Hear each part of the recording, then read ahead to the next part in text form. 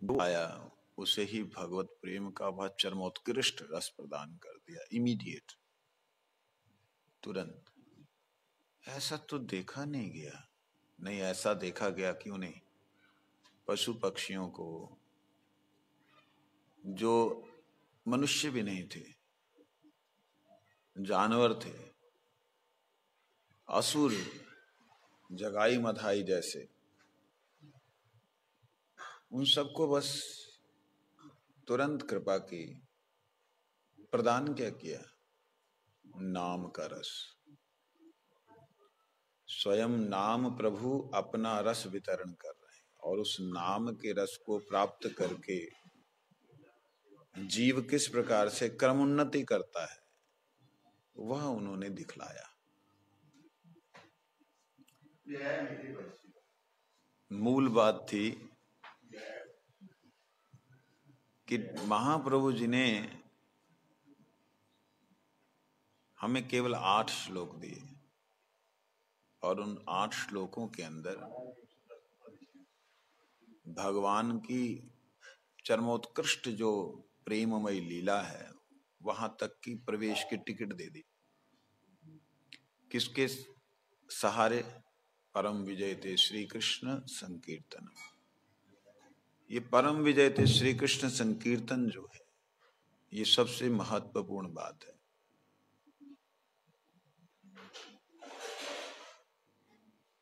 हम लोग श्रवण कर रहे थे चेतो दर्पण मार्जनम भव महादावाग्नि निर्वापणम श्रेय कैरव चंद्रिका वितरणम विद्या वधु जीवनम। यहां तक हम लोगों ने श्रवण किया।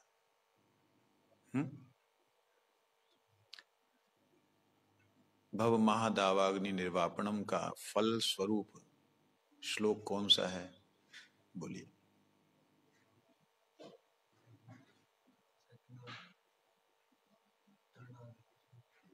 तृतीय है ये, तृणादपि सुनीचे।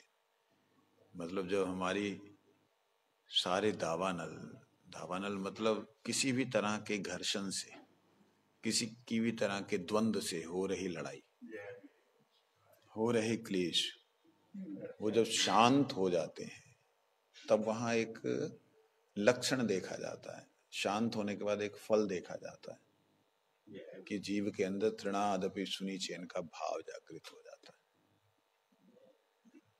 है ना?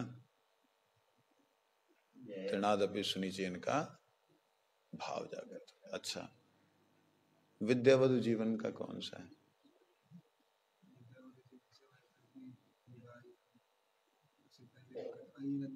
अयि नंद तनुज किंकरम पतितम माम विषमे भवम बुध। हे नाथ, मैं पतित, मुझे स्वीकार कर लो। यहाँ एक बात है विशेष, यहाँ मिलन नहीं हुआ अभी। तारा खूट ना रहो।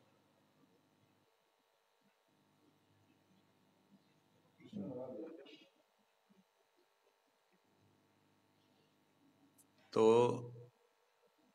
वहां पे विद्या रूपी वधु ने वर को दर्शन किया, वर को मिली है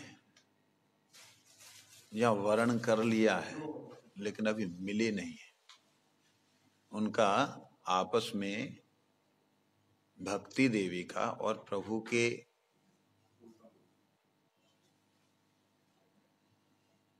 नाम का आपस में ऐसा सम्मिलन नहीं हुआ कि जिसमें विरह सहन ना हो।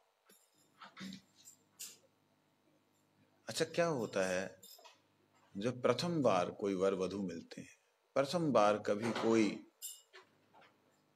माँ अपने बच्चे को मिलती है, कैसे क्या होता है?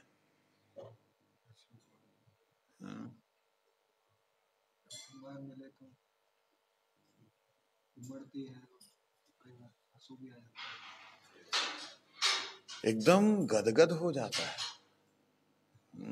जैसे किसी माँ के कोई, किसी स्त्री के कोई बालक ना हो, 15-20 वर्षों बाद बालक का जन्म हो, और वह बालक 5-7 साल की उम्र में गुम हो जाए, और उसे ढूंढते ढूंढते वो हैरान हो, परेशान हो, बाय चांस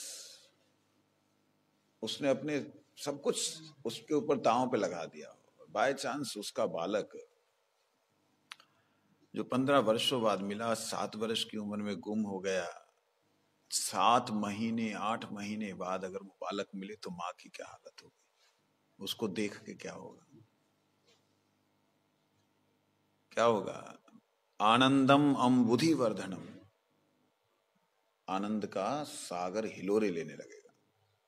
कैसे हिलोरे लेने लगेगा? माँ के जितनी भी बूढ़ी माँ क्यों ना हो, जितनी भी कैसी भी माँ क्यों ना हो, उसके जो भाव हैं वो हृदय से निकलना चाहेंगे, हृदय से निकलना। माँ यशोदा तो 125 वर्ष के कृष्ण को जब मिलने के लिए गई तो माँ यशोदा उस वक्त कितनी वयस की होंगी? लगभग 225 वर्ष की, लगभग ना लगभग 150 वर्षों की, ज्यादा ही होंगी, 80 साल की उम्र में, 80 साल की उम्र में माँ को ये बालक कृष्ण आए। मतलब जिस तरह के देखा जाता है तो वह बूढ़ा, हमारे यहाँ पे एक कहावत है, जब नंद महाराज को गाली देते हैं, क्यों रे बुढ़ापे में तो ये जवानी चढ़ गई जब कृष्ण का जन्म होता है तो बुढ़ापे में जवानी चढ़ गई। तो चलो जो भी हो, लगभग माता 150 साल से ऊपर की वयस उम्र, कृष्ण की 125 साल की उम्र, ऐसी वयस में ऐसी उम्र में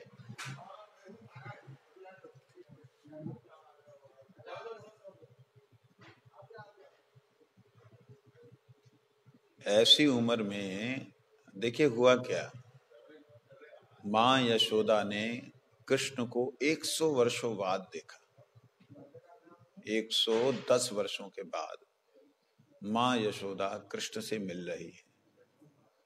कल्पना कीजिए, जिसके कोई संतान नहीं, उसकी एकमात्र संतान वो लगभग 11.5 वर्ष की वयस में उससे बिछुड़ गई और वह संतान 100 वर्षों बाद मिल रही है। क्या हालत हुई होगी।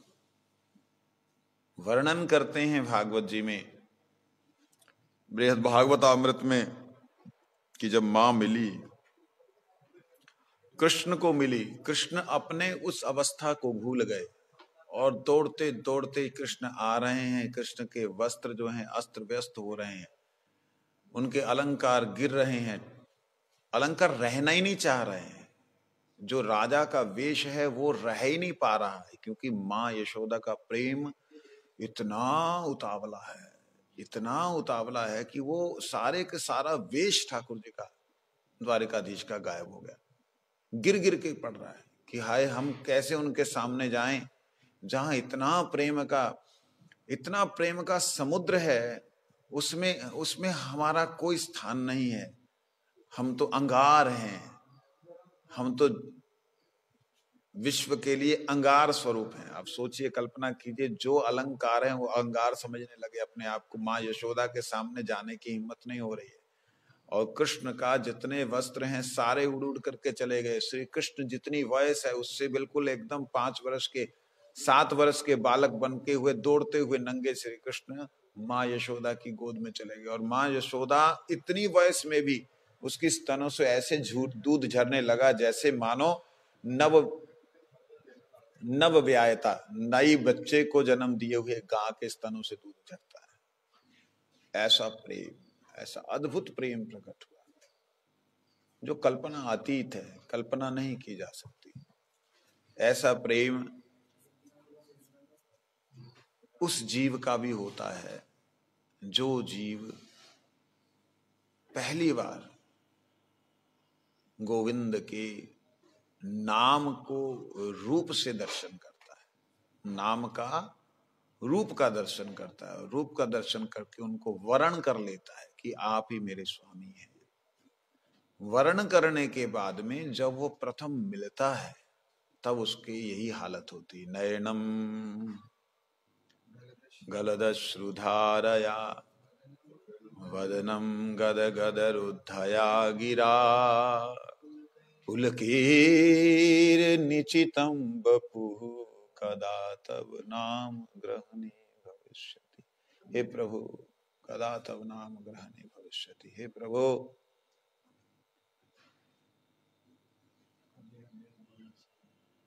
ये कैसी स्थिति है कि आप मेरे सामने हो और नाम का रूप प्रकट हुआ है। विद्या ने उसे वर्ण किया है, वर्ण करने के बाद में प्रथम मिलन हो रहा है। किसका? जीवात्मा की भक्ति का और भगवान के नाम का। दोनों का जब प्रथम मिलन होता है, नयनों से झरझराते हुए आंसू बहते हैं, पता भी नहीं लगता रो क्यों रहा हूं। हर व्यक्ति के जीवन में भगवान के नाम ने भक्तों के संग के प्रभाव से यह कृपा की है। समझ नहीं आता मैं रो क्यों रहा हूं, रो रहा हूं, क्यों रो रहा हूं, ये भी नहीं आता क्यों रो रहा हूं, बस रो रहता है, रोता है। और कब कभी छूट जाती है, शरीर में रोमांच हो जाता, पूरे रोंगटे खड़े हो जाते हैं।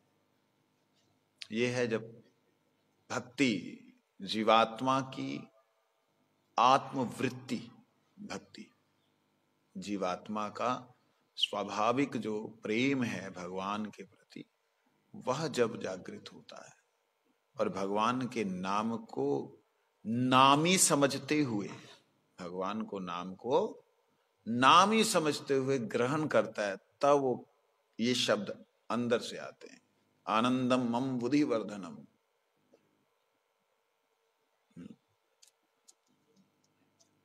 अनादि कर्म फले पड़ी भवार नव जले, तरीवारे ना देखी उपाय।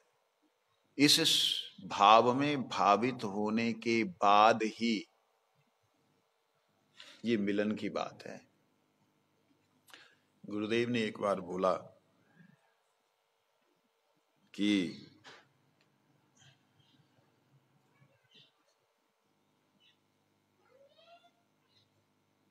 आमी कहने मोरे जारे तापत्र है, यहां नाही जानी कैसे हित है। मैं कौन हूं, कहां से हूं, यह प्रश्न जब आएगा तब समझना संसार से मुक्त होने का समय आ गया।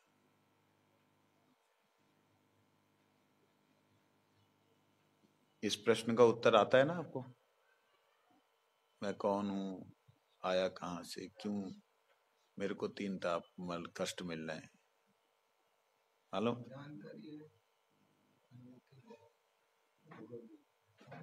मालूम है प्रश्न, तो उत्तर मालूम है ना? जीवेर स्वरूप है, मालूम है? मालूम है ना? हमको प्रश्न नहीं आता, हमको उत्तर आता है। एक स्थिति जिस दिन ऐसी बनेगी कि यह प्रश्न भूत की तरह सामने खड़ा हो जाएगा, एक ये प्रश्न काल की तरह सामने लगेगा। इस प्रश्न के बिना उत्तर पाए मृत्यु समान लगेगी। समझना समय आ गया तुम्हारा निकलने का।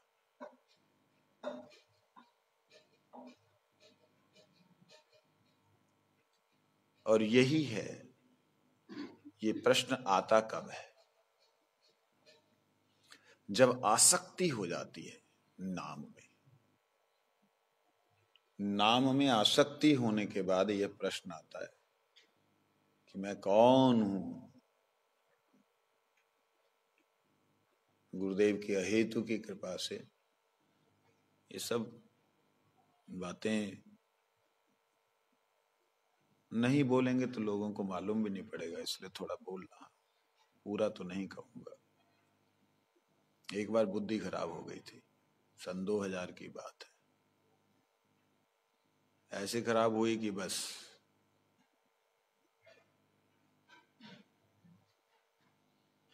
मुंबई से भाग गया।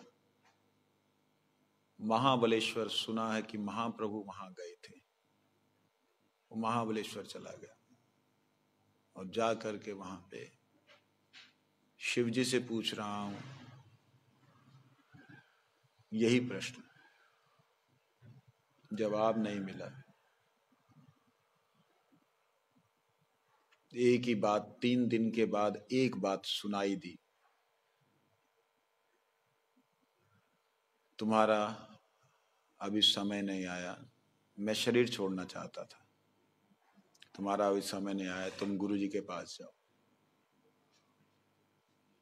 वहां से ऐसी हालत, पानी भी नहीं पिया था 3 दिन से। वापिस आया, पहली बार जहाज में बैठा, कलकत्ता, कलकत्ता से अगरतला, अगरतला गुरुजी प्रसाद पाने लगे थे। पहले नीचे बैठ के खाते थे, आप लोगों ने दर्शन किए। प्रसाद पाने लगे तो मैंने तमाल नया नया मठ में रंगरूट नया भर्ती हुआ था, तो उसको मैंने बोला गुरुजी से मिलना है। कहते हाँ जी आ जा, अभी प्रसाद पाने लगा। ठीक है कोई बात नहीं, तू जा। मैंने प्रणाम किया। प्रणाम करने के साथ साथ गुरुजी समझ गए कि इसको क्या हुआ है। क्या हुआ? मैं कौन हूं? गुरु ने इतना प्यारा सा हल्का सा उत्तर दिया, मेरे सारे संशय खत्म हो गए। चित्कंवीर कृष्ण चिन्मय रस भास्कर।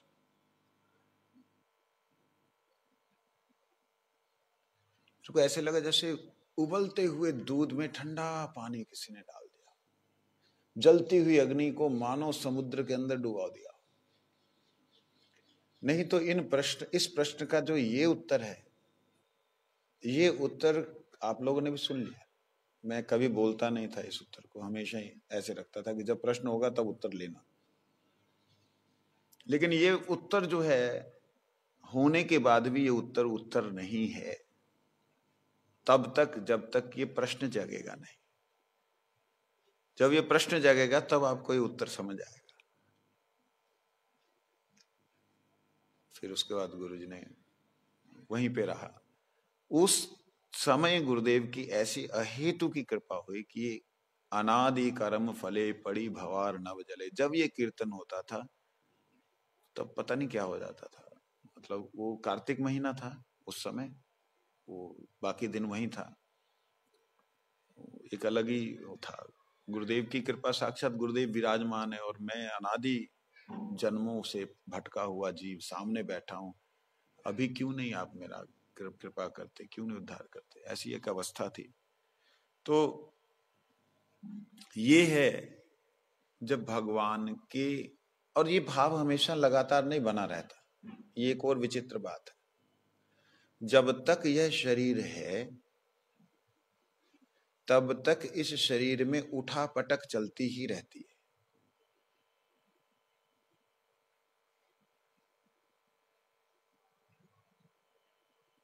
'99 की बात है या 2000 की, मैं प्रॉपर मेरे को याद नहीं। कार्तिक में उठा पटक चलती ही रहती है।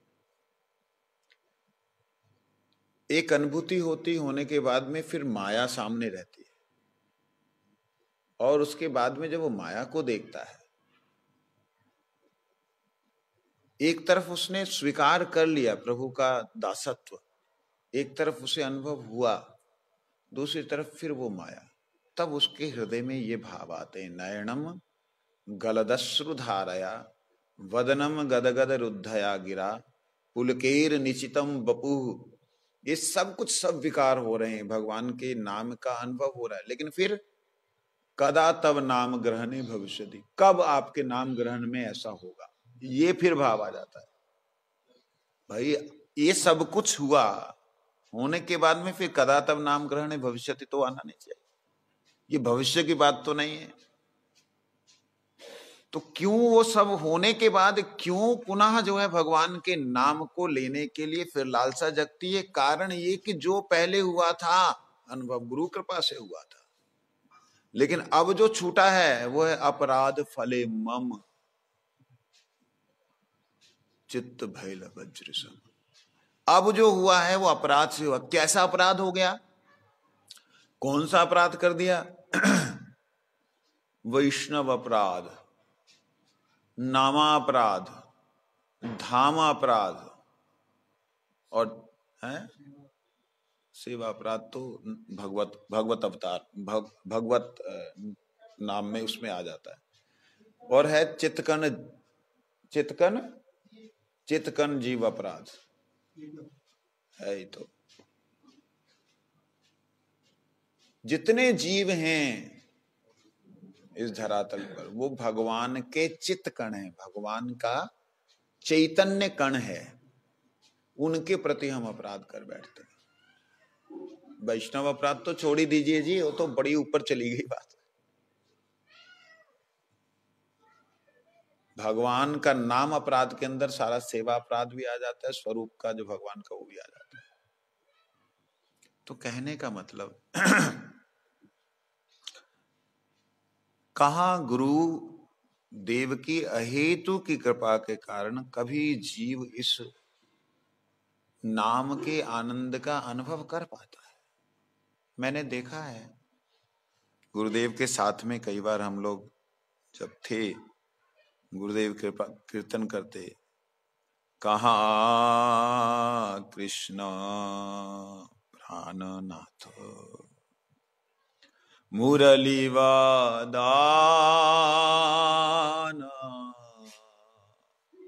कहाँ जाऊं कहाँ पाऊं ब्रजेंद्र नंदन कहाँ कृष्ण प्राण। जब कीर्तन करते थे क्यों हम लोगों के आंखों से आंसू बहते थे, क्यों लोग रोते थे, समझ में किसी को नहीं आता था। क्योंकि प्रेम तो हमारे अंदर था ही नहीं, भगवान के प्रति प्रेम तो था ही नहीं। अच्छा गुरुदेव रो रहे हैं इसलिए हम रो रहे हैं, ऐसा भी नहीं था। वो एक फ्लो था, वो एक प्रेम की बाढ़ थी जिसमें बहते हुए सबको प्रेम का आस्वादन होता था। है ताप ताप ताप कहेंगे, जरूरी है। वह प्रेम का अनुभव होता था और उस विरह की ज्वाला का, विरह की अग्नि का आत्मा को अनुभव होता था, जिससे कि आत्मा इस शरीर से निकलने का प्रयास करती थी और हृदय उसे रोकता था। जब हृदय रोकता था तो हृदय ही बाहर आने को होता था, जब हृदय बाहर आने को होता था तो हृदय विगलित होता और अश्रु धारा के द्वारा वो बाहर आता था। ऐसा हमने बहुत बार अनुभव किया, बहुत लोगों ने किया, आपने भी किया होगा। याद है कहीं का कोई याद है गुरुदेव की ऐसा, गोकुल महावन में गुरुदेव कीर्तन कर रहे हैं, यशोमती स्तन पाए श्री नंदनंदन, ये कीर्तन करते वैष्णव लोग और गुरु झरझर झरझर उनके आंखों से आंसू बहते। उस वक्त तो हमें मतलब ये उनका भाव है बोल करके हमारे हृदय में नहीं आता था, लेकिन एक चीज थी कि गुरुदेव को देख करके, गुरुदेव का संग प्राप्त करके किसी के अंदर कभी दैन्य भाव आना, कभी अभिमान आना कि मैं गुरुजी का हूं, मैं गुरुजी का सेवक हूं, मैं इतने बड़े महाराज जी के साथ में खड़ा हूं, उन्होंने मेरे को स्पर्श किया है, गौरव भाव आना, ये सारे भावों का संचार मैं ऐसा मानता हूं कि ये अहेतु की कृपा से हुआ। मतलब हम किसी भी दृष्टि से कोई कारण नहीं बन सकते कि हमको इस कारण से ये प्राप्त हुआ, उनकी अहेतु की कृपा से हुआ। और उस अहेतु की कृपा को अहेतु का ना समझ करके जब हम लोगों ने उसे अपनी योग्यता, जहां अपना कुछ कर्तृत्व समझा, वहीं पे अपराध हो गया। मैं जो गा रहा हूं मेरी क्या औकात है गाने की? नहीं, मैंने सीखा है, मैं ऐसा वैसा, जो मैं कर रहा हूं 1 सेकंड लगता है, 1 सेकंड, गले का कब टूट जाना होगा पता नहीं लगेगा। मेरे को याद है चंडीगढ़ में एक मित्र आते थे, मैं नाम भूला उनको, मेघराज शायद, वो क्लासिकल के मास्टर थे, क्लासिकल संगीत के मास्टर थे, पढ़ाते थे, वो म्यूजिक पढ़ाते थे। चंडीगढ़ मठ में आने लगे तो उनकी आवाज कैसी हो गई, महाराज जी मैं आपके पास आया हूं, थोड़ी कृपा करना जी। बिल्कुल ऐसे नहीं, बुढ़े नहीं है, इनकी उम्र के होंगे तब वो, अब तो खैर बहुत ही ज्यादा वृद्ध होंगे। मैंने कहा जी आप, तो मेरे को कई बार मैं गाता था तो वो कहते थे आप जो राग गा रहे हो ना ये राग ऐसा है। मैं कहा जी मेरे को तो राग रूप का पता नहीं, हम तो ऐसे ही गा लेते हैं। कहते राग जो होता है वो अनुराग से होता है। मैं कहा राग अनुराग से होता है?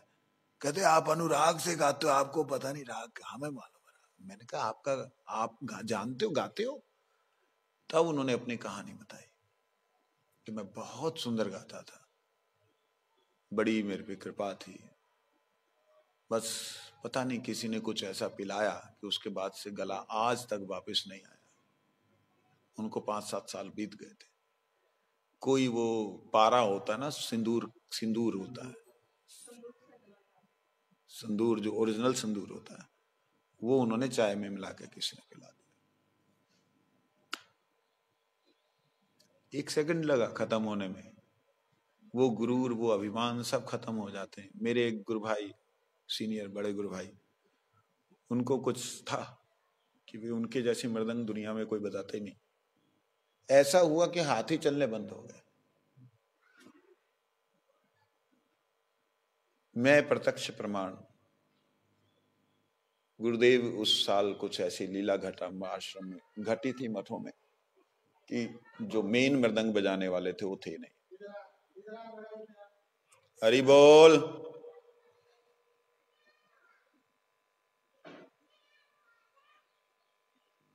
मेन मृदंग बजाने वाले थे नहीं, तो जम्मू से गुरुजी मेरे को साथ में लेके गए।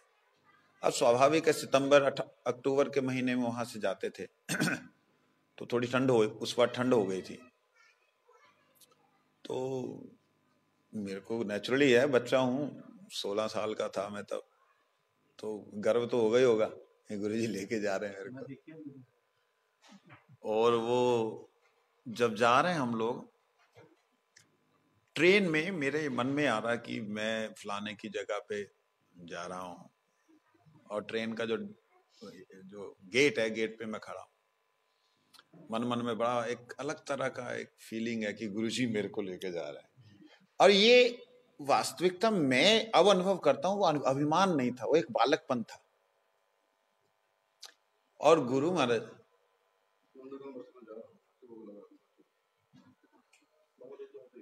ठीक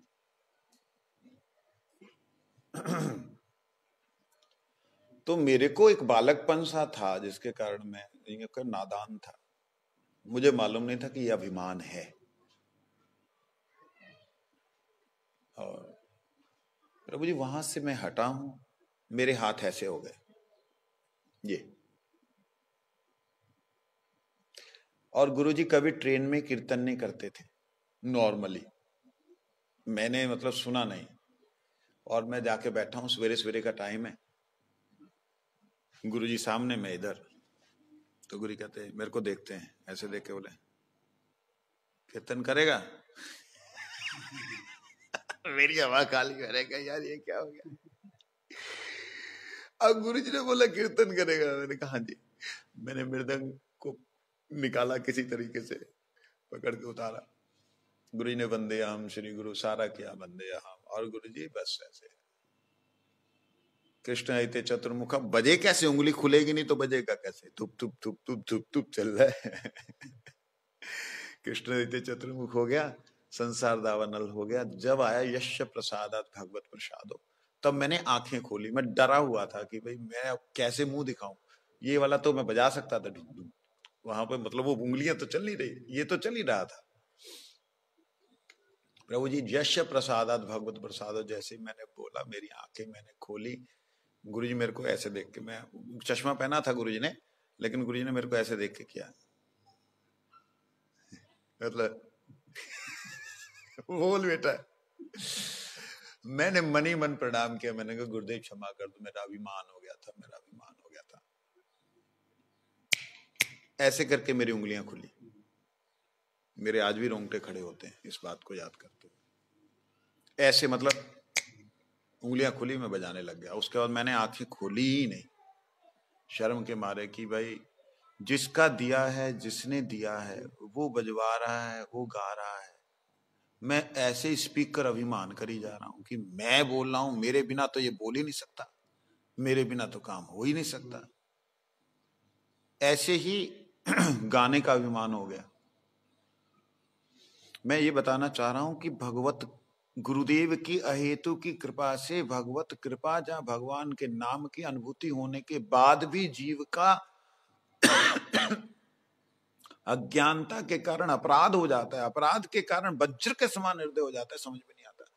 और जानते हैं अपराध का अगर पश्चाताप ना हो तो समान वज्र के तब जाकर के हृदय वज्र के समान होता है। अगर साथ साथ पश्चाताप होकर पुनः वो आवृत्ति ना करे तो सुधर जाता है। क्या हुआ?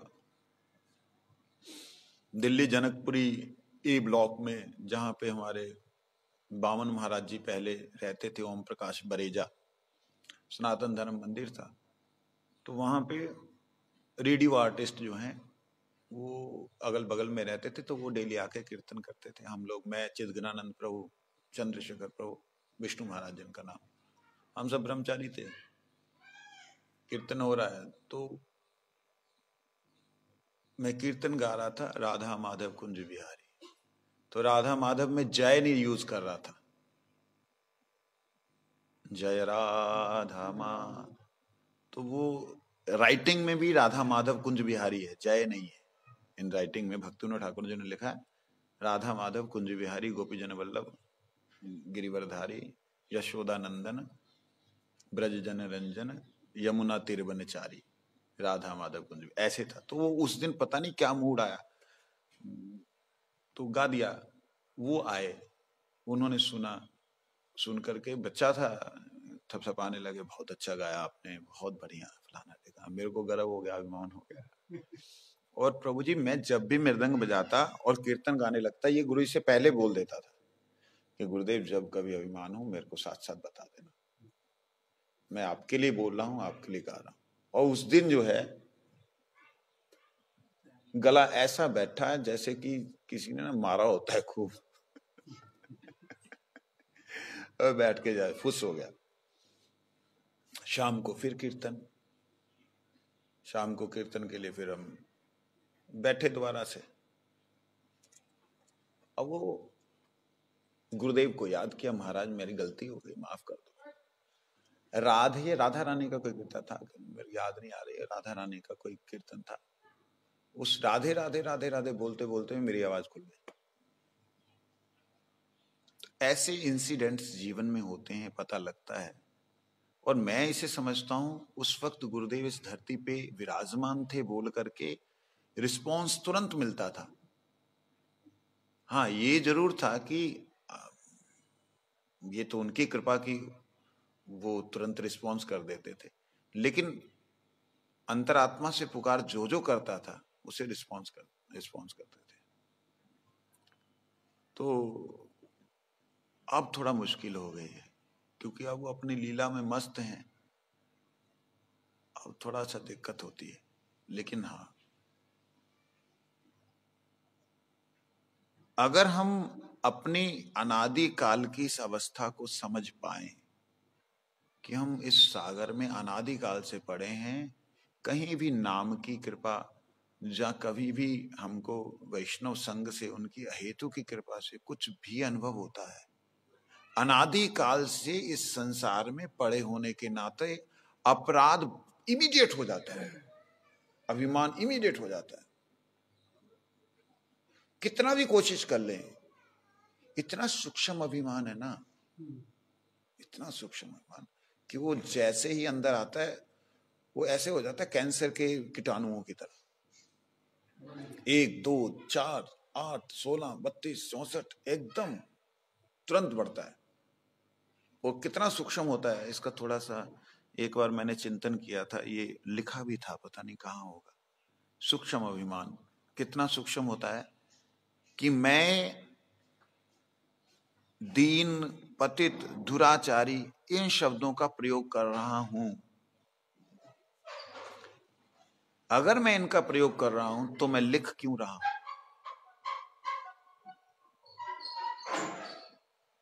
ये मैं लिख रहा था। मैं लिख क्यों रहा हूं? ये तो भाव हैं। भाव अगर मैंने व्यक्त कर दिए तो इस व्यक्त करने में सामने वाले के हृदय में ये भाव आएगा कि मैं कितना दीनहीन हूं। ये दीनहीन होने का भी एक सूक्ष्म अभिमान है। हाँ, कहाँ मेरा भाव चल रहा है उसमें बाद में कर लेना। तो वो जो सूक्ष्म अभिमान है ना दीनहीनता का, मैं दीनहीन पतित हूं, ये हूं वो हूं। ठीक है, तो भक्ति विनोद ठाकुर ने क्यों लिखा जी ये सब? भक्ति विनोद ठाकुर जी ये सब है नहीं। उन्होंने देखा ये जीव ऐसा है, इसको बेचारे को प्रार्थना करने नहीं आ रही। कैसे प्रार्थना करेगा? क्योंकि ये कभी अपने आप को बोलेगा ही नहीं, अब मैं कामी हूं, कभी बोलेगा ही नहीं है। और जिस अवस्था में ये है उस अवस्था से की अगर व्यवस्था ना बनाई जाए तो होगा नहीं। तब उन्होंने कृपा करके प्रार्थना क्या करनी ये लिखा। और हम उस प्रार्थना को पढ़ते हैं, सुनते हैं, गाते हैं, गवाते हैं। उसमें मैं मतलब अपनी बात कर रहा हूँ, लय ताल सुर ये सब लेकर के कोशिश करता हूं कि इसको सुंदर पेश करूं। किसके लिए? सूक्ष्म रूप से कहीं ना कहीं प्रतिष्ठा की भावना, सूक्ष्म रूप से कह रहा हूं, आ जाती है। अब वह जो भावना है सूक्ष्म वाली, वो जैसे स्थूल होती है, जैसे मतलब मजबूत हो जाती है। वो मजबूत कैसे होती है, कैसे पता करेंगे? हम अपने आप पे थर्मामीटर को कैसे प्रयोग करेंगे? सूक्ष्म है और वो सूक्ष्म ही है, ये तब मालूम पड़ेगा कि अगर कोई और बहुत अच्छा गा रहा है और मैं उसके साथ पूरा सहयोग कर रहा हूं इस भाव से कि आह बहुत सुंदर ठाकुर जी की सेवा चल रही, ये सूक्ष्म ही है सूक्ष्म ही है। स्थूल हो जाता है कब? पता कैसे लगेगा? कि जो कोई बढ़िया गा रहा है मैं उसके साथ में सहयोग नहीं कर रहा हूं, ना उसके साथ गा रहा हूं, ना उसके साथ बजा रहा हूं, और अगर कर भी रहा हूं तो उसको ऐसा करने के लिए जैसे कि हिल जाए, तो ये स्थूल अभिमान हो जाता है। सूक्ष्म अभिमान को आप निकाल सकते हो, रूट आउट कर सकते हो। स्थूल हो जाएगा, निकालना मुश्किल हो जाएगा। इसलिए जब ये अपराध होता है नाम प्रभु के चरणों में, तो वो जो गुरु कृपा से प्राप्त हुआ हमें आनंद है वो फिर ढक जाता है। वो जो विद्या रूपी वधु का जीवन स्वरूप बना है वो फिर बिछो हो जाता है। और जैसे बिछो होता है उस बिछो में भी आनंद आता है। पदे पदे पूर्णामृत आस्वादनम। मतलब पहले तो मिलन में आनंद था, अब बिछुओं में भी क्या है? आनंद है। बता यार, गोपियां रोई जा रही, तेरे को आनंद आ जा रहा है। वो आनंद और भयंकर है, मिलन आनंद से ज्यादा आनंद उसमें है। मिलन में तो सामने विराजमान है, आप मिल रहे हो तो सामने वार्तालाप है, और बिछुओं में सामने नहीं है, सर्वत्र है। पानी में भी वही दिख रहा है, अपने रूप में भी वही दिख रहा है, आंखों में भी वही दिख रहा है। बालों को देखते ही तो कन्हैया के रंग से मिल रहे, हट नोचने का दिल करता है। जिसको देखते हैं उसके अंदर कृष्ण की छवि नजर आने लगती है, ये विरह। लेकिन फिर देखता कि ये तो वो नहीं है, ये तो एक कृष्ण नहीं है, ये तो धोखा दे गया, मैं पागल हूं, मैं बिल्कुल मूर्ख हूं, मेरे को पागलों की तरह अवस्था हो जाती है। तब आता युगायतम निमेषेन चक्षुषा प्रावृश्यायतम शून्यायतम जगत सर्वम गोविंद विराय। तब आता है भाव कि मैं गोविंद के विरह में क्षण मात्र भी नहीं रह पा रही हूं। जीवात्मा कहती है आज मजबूरी है, आखिरी दिन है, इसलिए मैं इन श्लोकों का सिर्फ चिंतन मात्र करके आगे निकलना चाह रहा हूं, क्योंकि इनके उसमें अगर प्रवेश करने का प्रयास करेंगे तो शायद 1 महीना और लगेगा। तो चतुर्थ श्लोक से सीधा सप्तम श्लोक पे हम आए। आगे है सर्वात्म सनपनम परम विजयते श्री कृष्ण संकीर्तनम। ध्यान दीजिए, जब आता युगायतम निमेषेन चक्षुषा प्रावृषायितम शून्यायितम जगत सर्वम गोविंद विरहैन में। गोविंद के विरह में ऐसी अवस्था हो गई है कि कुछ भी अच्छा नहीं लग रहा, युग के समान लग रहा। ऐसी स्थिति में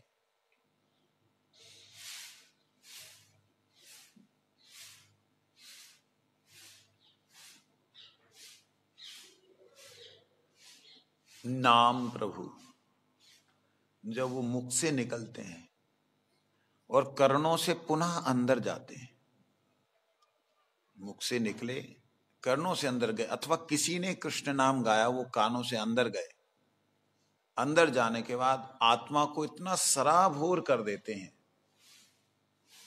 कि उस वक्त कृष्ण को प्राप्त करने की इच्छा खत्म हो जाती है। बोलो वृंदावन है। कितनी विपरीत परिस्थिति है ना, कृष्ण को प्राप्त करने की इच्छा खत्म हो जाती है। ललिता कहती है, अरे राधे तू जड़ सी हो गई है, क्या हो गया तेरे को? तू इस विरह में ऐसे रहेगी, तू अपने अंदर मान ले, मान को जन्म दे, और जब वो आएगा उसको तू भी दर्शन मत देना, उसको अनुभव हो कि क्या कष्ट होता है विरह में। राधा रानी कृष्ण की मिलन इच्छा भी छोड़ दी उन्होंने। क्यों? सर्वात्म सनपनम, नाम प्रभु के अंदर जब कानों के द्वारा नाम प्रभु हृदय में प्रवेश करते हैं, पहले निकलते हैं फिर जब प्रवेश करते हैं तो एक दिव्य अनुभव होता है, और वह दिव्य अनुभव श्रीमती राधा रानी को ही है। जीव के लिए तो उसका, उस महासमुद्र का एक बिंदु कण का गंध मात्र भी जीव के लिए सराबोर कर देगी, उस राधा रानी के महाभाव के महासमुद्र की। लेकिन वह मूल रूप से राधा रानी के हृदय में ही है। तब क्या होता है? सर्व आत्म सनपनम, आत्मा पूरी तरह सराबोर है। किसमें? नाम प्रभु में। किसमें? परम विजयते श्री कृष्ण, कृष्ण के संकीर्तन में डूबी हुई है। ऐसी स्थिति में कृष्ण आ जाते हैं। किसके पास? श्री राधा रानी के पास। कृष्ण की कहां पे? कृष्ण के गंध से ही, उनके अंग की जो सुगंध है उससे ही राधा रानी चंचल हो जाती थी। कहा उनकी बांसुरी सुनते ही राधा रानी एकदम सचेतन हो जाती थी। आज राधा रानी सचेतन है ही नहीं रही। कृष्ण पास में आ गए, उनकी गंध आ रही है, कुछ उनको अनुभव ही नहीं हो रहा है। कृष्ण का स्पर्श प्राप्त होने से राधा रानी को रोमांच हो जाता था।